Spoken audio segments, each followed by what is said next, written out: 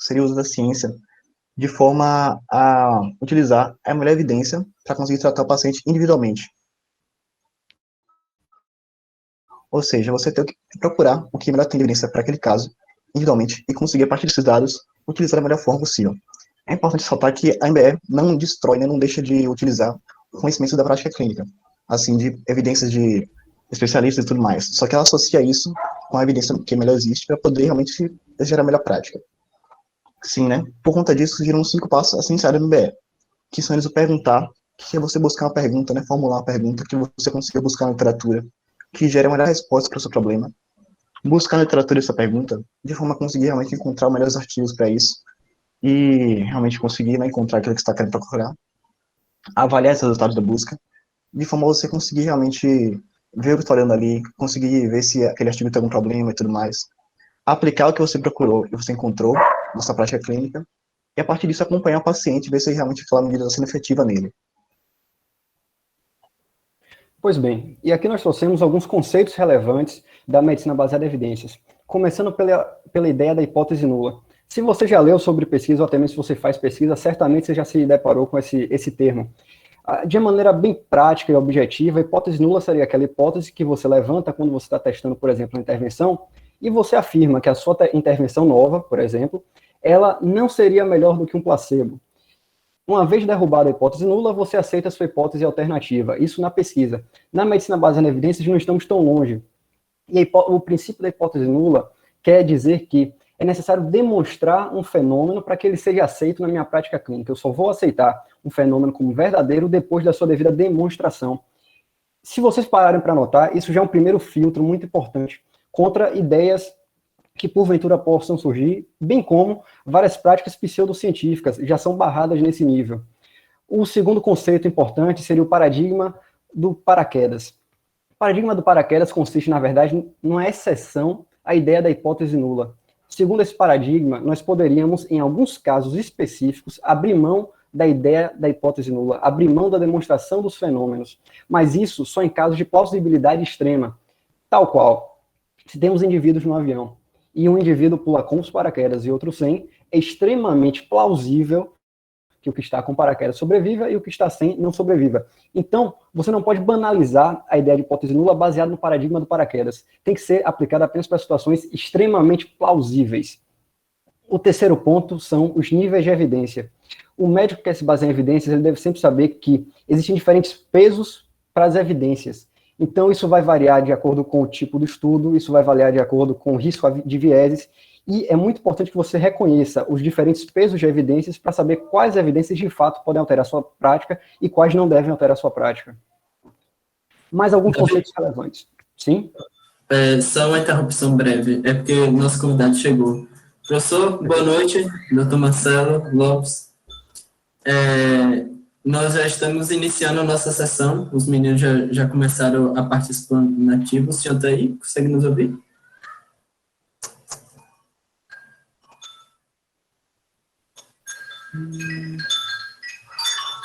Eu acho que deve ter ocorrido algum problema, mas então quando ele conseguir se conectar, a gente volta. Pode voltar, Davi. Desculpa a interrupção. Tranquilo. Aqui mais alguns conceitos relevantes. Então, trouxemos aqui a ideia da plausibilidade biológica.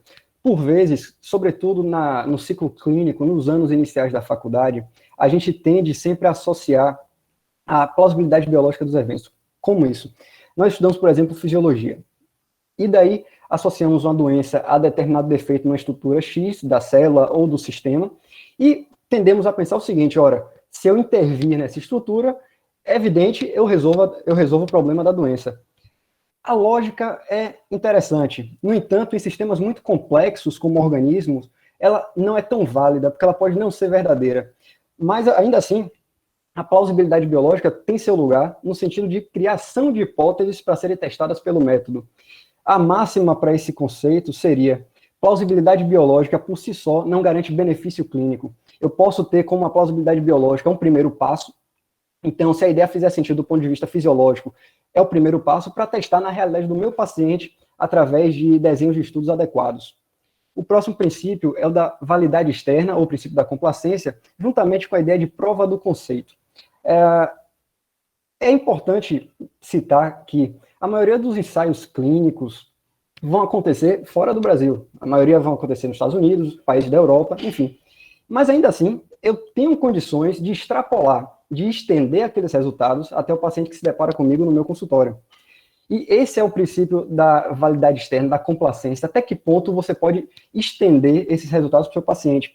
E a prova do conceito assegura o seguinte: não é porque aquele paciente não se encaixa perfeitamente, 100% nos critérios de inclusão na metodologia do ensaio clínico randomizado que eu li, que aquela intervenção não servirá para ele. A ideia de um ensaio clínico, a ideia de um estudo clínico é comprovar, através do método científico, uma ideia.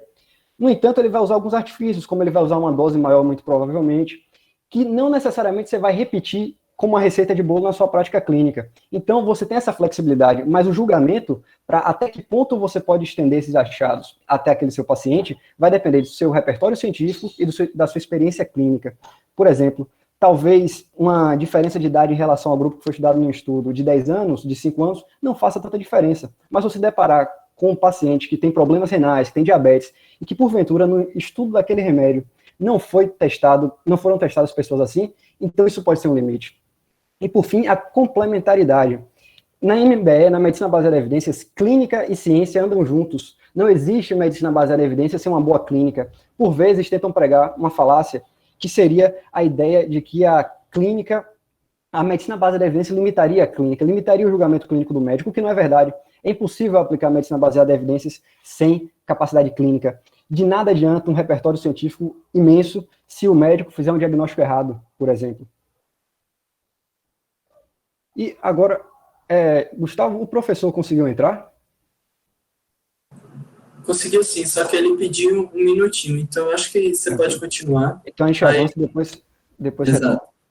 Perfeito. Para continuar aqui, a gente vai seguir para o primeiro passo da MBE, que seria claramente a reformulação da pergunta, né?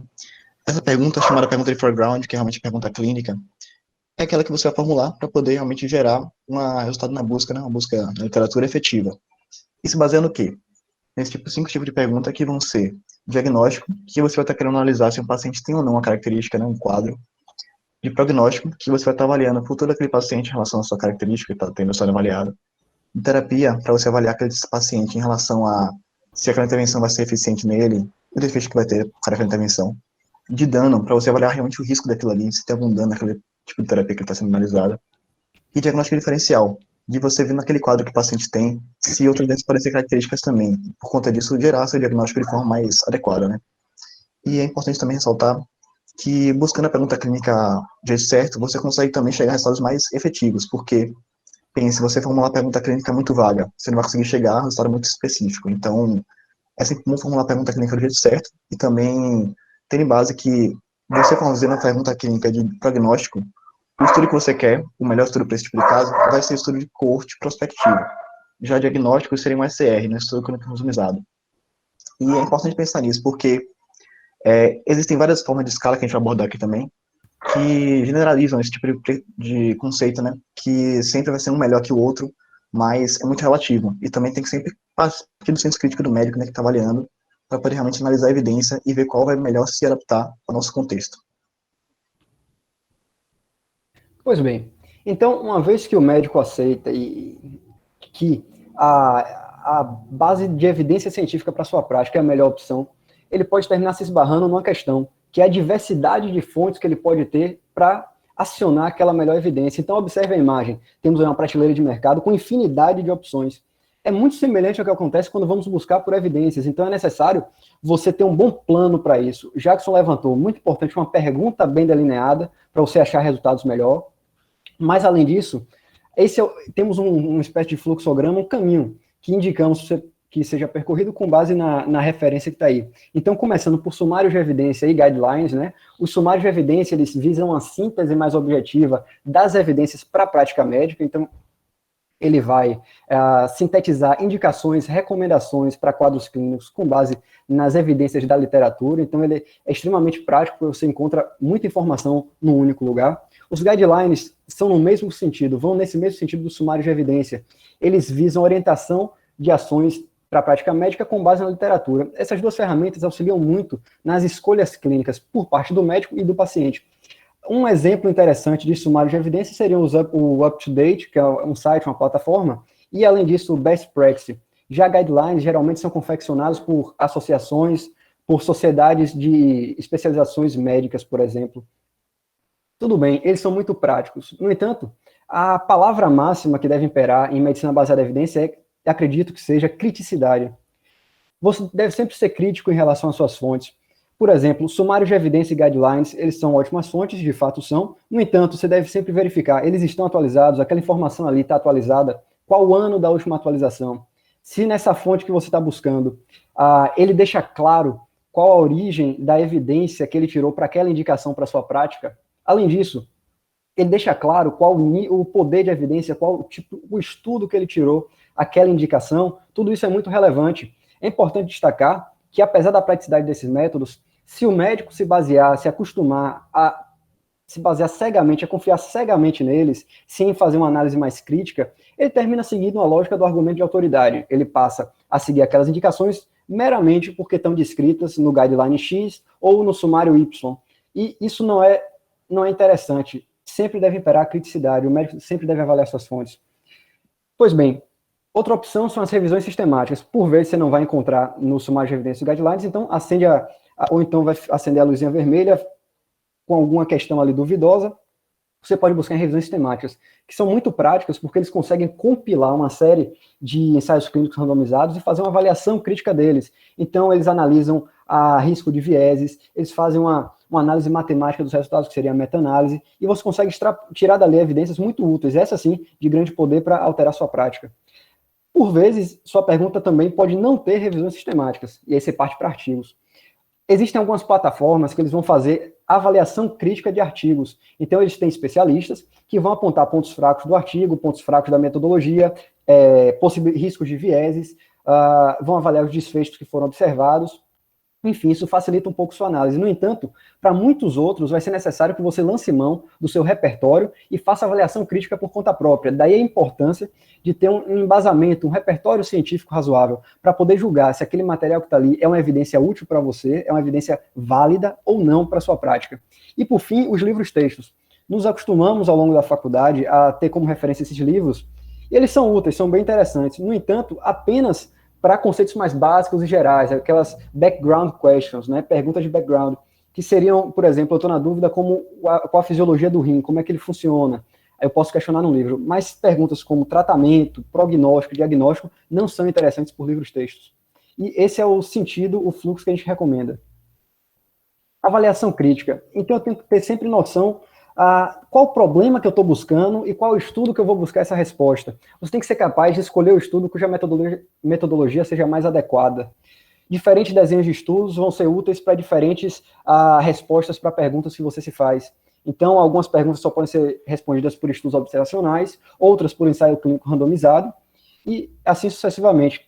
Outro ponto, avaliação crítica, pirâmide de evidências. É uma escala de classificação mais generalista, por vezes polêmica, não é uma verdade absoluta. No entanto, é uma ferramenta extremamente útil porque ele dá uma ideia do peso de evidência que cada tipo de estudo pode ter para a sua prática.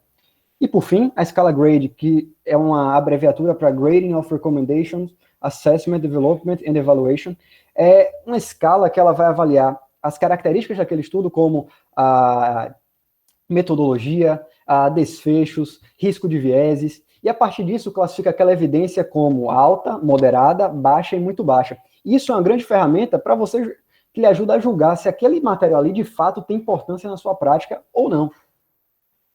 E aqui os níveis de evidência, né? Então, as evidências podem ser classificadas no nível 1A, que seria a meta-análises e revisões sistemáticas, né, bem feitas, bem aplicadas. O nível 1B seriam para os ensaios clínicos randomizados, que são o padrão ouro que nós temos, desde que bem desenhados e bem aplicados. O nível 2A seria para estudos clínicos, ensaios clínicos não randomizados, e justamente por conta da sua natureza não randomizada, portanto aleatória, você teria aí um maior risco de vieses, por isso está um degrau abaixo. No nível 2B, você teria estudos observacionais, como estudos de coorte, como caso controle, desde que bem delineados e bem aplicados, eles podem fornecer evidências muito interessantes, sobretudo, por vezes, você não vai encontrar ensaios clínicos randomizados por limites éticos as suas respostas, então você recorre a esses estudos. No nível 3, nós temos ensaios clínicos, Nós temos estudos de coorte e caso-controle não tão bem delineados, não tão bem aplicados, mas aqueles séries de caso, relatos de caso, que também tem um risco maior de vieses.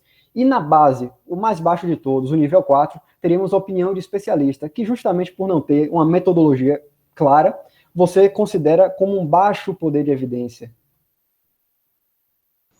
E assim como o nível de evidência, né, a pirâmide de evidência, ela segue por conta desses níveis também, uma linha estigmatizada, né, de superioridade e inferioridade, relacionando que revisões temáticas têm maior nível de evidência do que ensaios clínicos randomizados, e sucessivamente estudo de coorte, e assim vai. E é importante que a gente se atente, né, que isso não é absoluto, e que sempre deve partir da criticidade da gente interpretar, né, que não existe realmente uma questão de superioridade absoluta entre ensaios clínicos randomizados, estudo de coorte, que deve depender do tipo de estudo e como está analisando e para que você quer estudo, né, para que você está querendo buscar aquele estudo.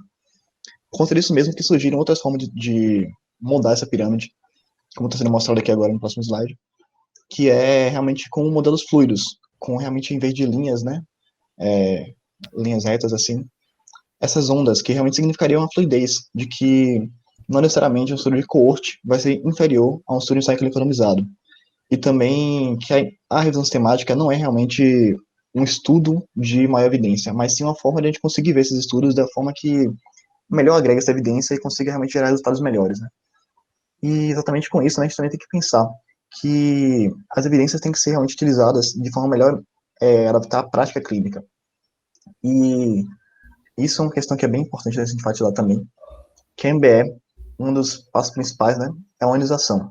Muitas vezes é tido como preconceito da MBE que, por conta de se basear em questão de cálculos, estatísticas e de dados, né, numéricos, estatísticos, temos que a MBE seria uma prática fria, né, que o médico seria apenas veria um paciente como um número. E isso é totalmente contrário do que a MBE defende, visto que o que é principal na MBE é a decisão compartilhada.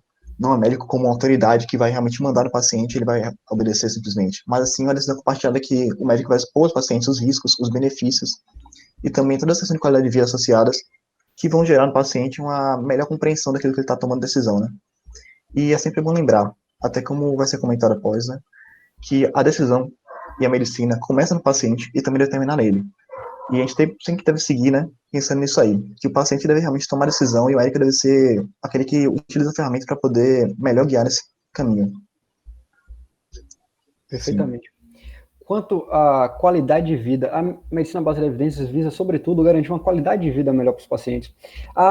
O repertório científico do médico permite a ele um domínio de evidências. Esse domínio de evidências é capaz de promover maior liberdade e autonomia para o paciente e para o médico. O médico pode apresentar um leque de possibilidades muito melhor, muito mais bem embasado para o seu paciente, para ele poder escolher a depender de cada caso. É, por vezes, uma falácia que pregam, que como se existisse um monopólio da humanização pelas pseudociências. Talvez seja o maior marketing próprio pseudocientífico, o que não é verdade. Não existe aplicação de medicina baseada em evidências sem humanização. Medicina baseada em evidências depende essencialmente de 3 fatores. Depende do domínio do repertório científico por parte do médico, depende da capacidade clínica desse médico, mas depende das características individuais, das preferências e das particularidades do paciente. Não é porque o médico extrai evidência de um estudo com base matemática que ele não tem como moldar. Ele sempre vai ser aquele que vai equilibrar, fazer o trade-off, a relação entre benefícios, riscos, ganhos de qualidade de vida para o paciente. É muito interessante isso, porque, como já foi dito mais ao início da apresentação, você não pode traduzir literalmente os achados e a metodologia de um estudo para a prática do seu paciente. Você sempre vai ter que fazer uma análise crítica, um julgamento clínico. Talvez faça muito sentido se você se deparar com um jovem de 30 anos que tem um problema de uma limitação de movimento, submeter ele à cirurgia ao invés de uma intervenção farmacológica. Talvez a cirurgia, de fato, acarrete para ele um grande ganho de qualidade de vida. No entanto, se for o mesmo paciente, na mesma situação, só que aos 80 anos, 85 anos de idade, talvez o que ele vai ganhar de mobilidade não reflita tanto em qualidade de vida. E esse julgamento, que é mais subjetivo, depende muito da capacidade do repertório clínico do médico. Então, temos aqui para a participação de Marcelo, realmente em relação com a prática, né? A MBE é feita só de números, e como é que a MBE e a prática da medicina baseada em evidências com humanização devem ser andadas juntas, né?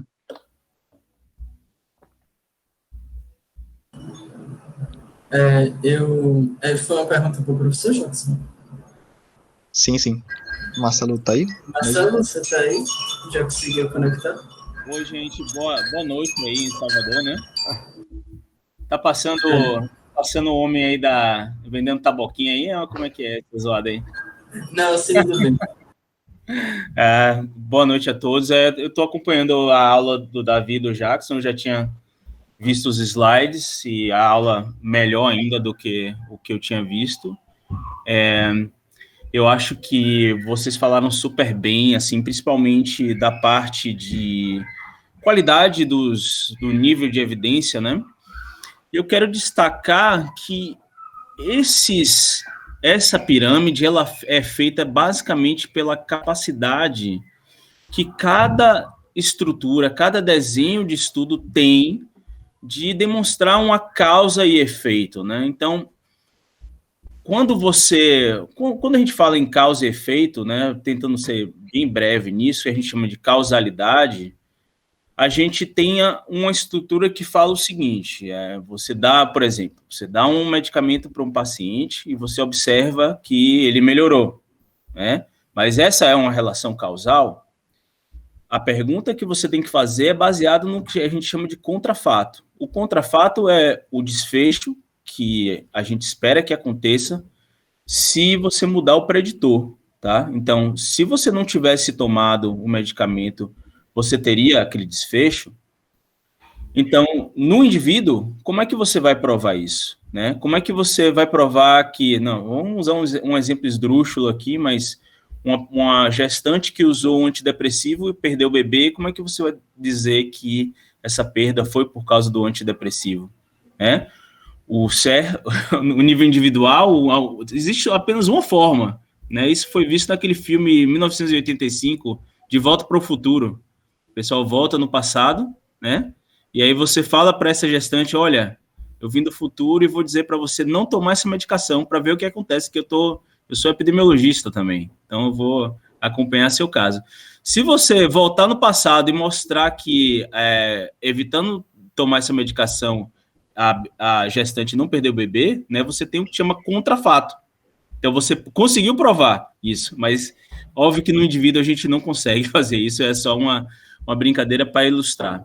A gente consegue fazer isso sim no ensaio clínico randomizado com grupo controle, porque a gente tira de uma população-alvo uma amostra que representa essa população e os pacientes são alocados para o grupo intervenção, o grupo controle, também de forma aleatória. Então, muito provavelmente, o que aconteceria no grupo intervenção, o que acontece no grupo intervenção, certo?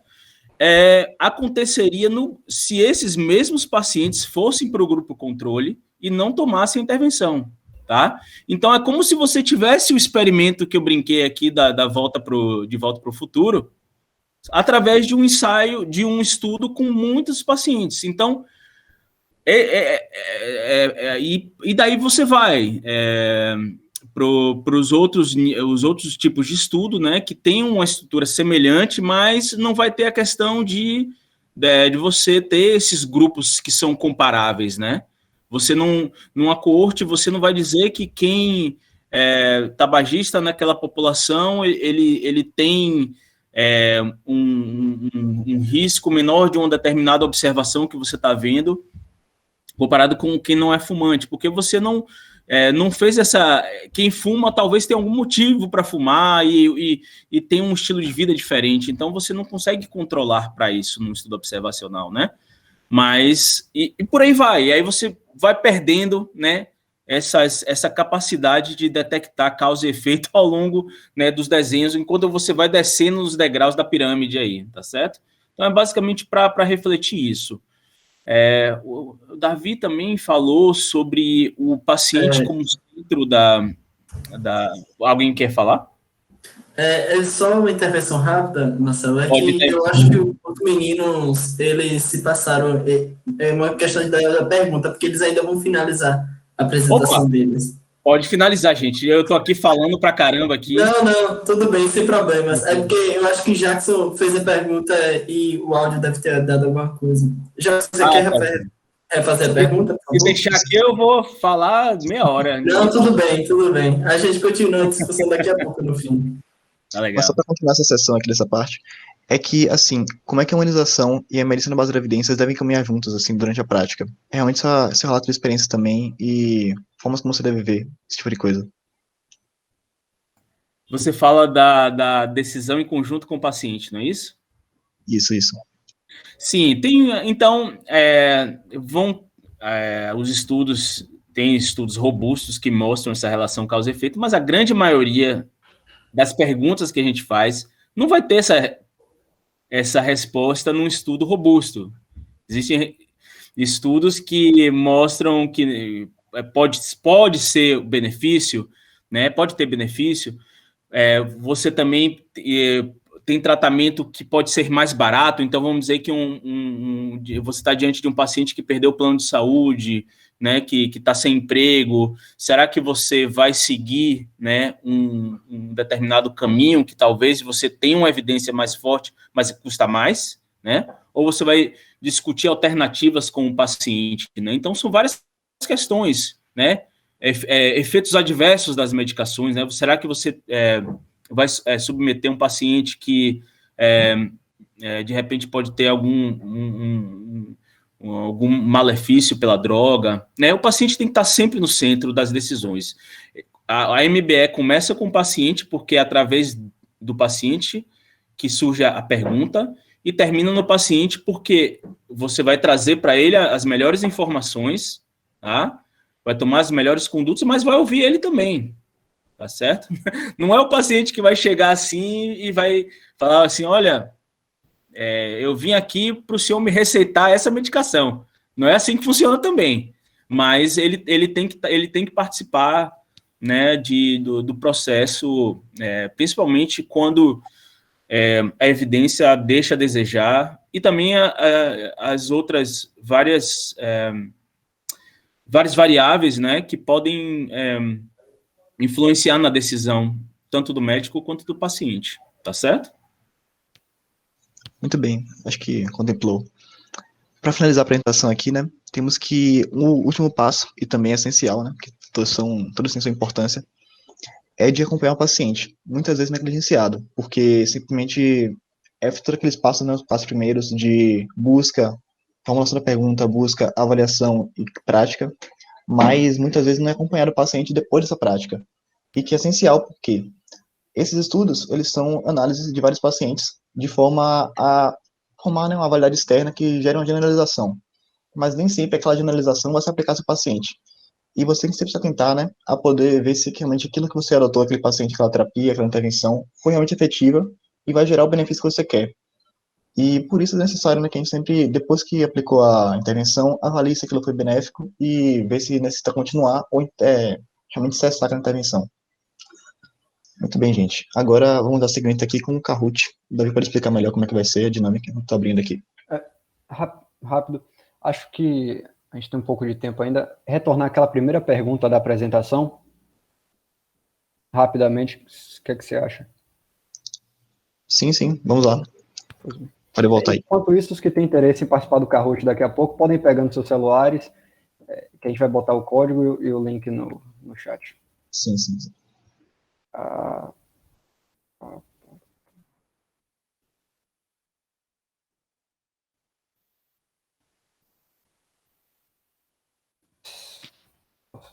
Se lembra?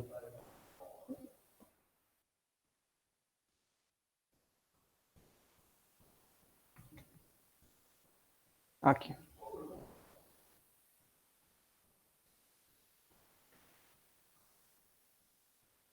Vocês conseguem visualizar aí? Conseguimos. Pois bem. Seria isso, professor. Como que o senhor enxerga, como que podemos determinar a melhor evidência para usar na prática médica, né?